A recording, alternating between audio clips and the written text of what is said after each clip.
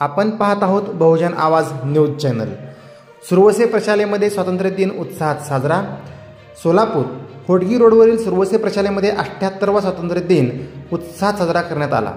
यावेळी कार्यक्रमाच्या अध्यक्षस्थानी संस्थेचे अध्यक्ष राजकुमारजी सुरवसे तर प्रमुख पाहुणे म्हणून उपस्थिती होती सचिवा विजयाताई सुरवसे यांची, तर प्राचार्य उज्ज्वला साळुंके, प्राथमिक विभागाचे मुख्याध्यापक दीपक डांगे, पूर्व प्राथमिक विभागाच्या मुख्याध्यापिका धनिषा घंटे व पालक शिक्षक संघाचे विजयकुमार लोंढे यांची मान्यवर उपस्थिती होती।